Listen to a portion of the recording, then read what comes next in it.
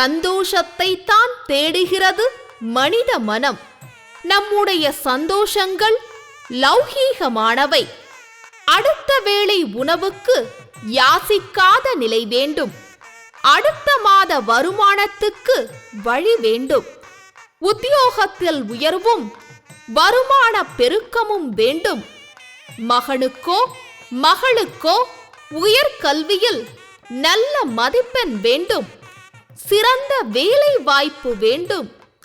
சிறந்த மன வாழ்க்கை அமைய வேண்டும். குழந்தை பேறு கைகூட வேண்டும். வீடு வாகன வசதிகள் கிடைக்க வேண்டும். இப்படித்தான் நம்முடைய எண்ணங்கள் எதிர்பார்க்கின்றன.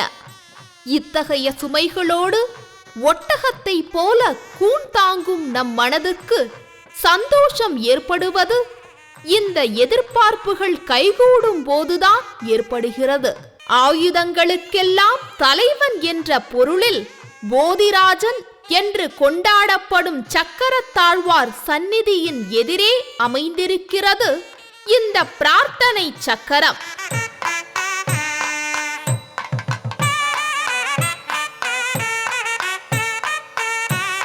சென்னை நங்கநல்லூரில் உள்ள லக்ஷ்மி நரசிம்ம பெருமாள் திருக்கோயிலில் அமைந்திருக்கிறது இந்த சக்கரத்தாழ்வாரின் சந்நிதி.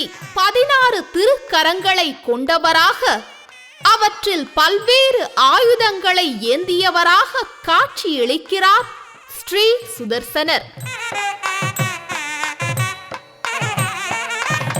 ஷோடகாயுத ஸ்தோத்திரம் சொல்லியும் சுதர்சன அஷ்டகம் சொல்லியும் ஸ்ரீ சுதர்சனரை வழிபடுவது விசேஷமானது. அவருக்கு எதிரே பிரயோக நிலையில் ஏவப்படுவது போல் சிறு மேடையில் அமைந்திருக்கிறது இந்த பிரார்த்தனை சக்கரம். அடியாரின் துயர் தீர்ப்பதில் விசேஷமானவர் ஸ்ரீ சுதர்சனர். சக்கரரூபி விஷ்ணு என்றே போற்றப்படுபவர் இவர். சகஸ்ரார ஹூம்பட் என்கிற 6 எழுத்து மந்திரத்தாலும் சுதர்சனாய வித்மகே மகாஜ்வாலாய தீமகி தன்னோ சக்கர பிரச்சோதயாத் என்கிற காயத்ரி மந்திரத்தாலும் ஆராதிக்கப்படுபவர். சுதர்சன மூர்த்தியின் சக்கர வடிவை தொட்டு கண்களை மூடி தங்களின் பிரார்த்தனைகளை சொல்லி வேண்டுகிறார்கள் பக்தர்கள்.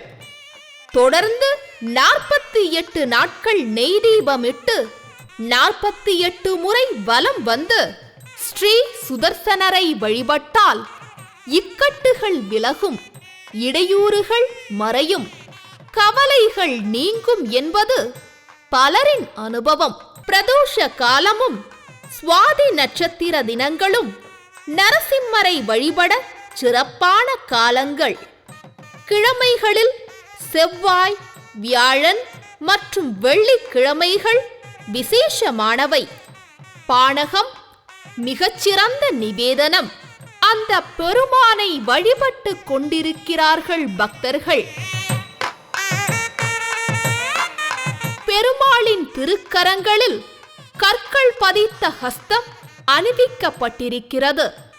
பெருமாளின் அனுக்கிரகம் அவரை போன்றே மின்னல் வெட்டாய் வெளிப்படுகிறது என்பதை ஒளிர்கின்ற அந்த ஹஸ்தங்கள் உணர்த்துகின்றன.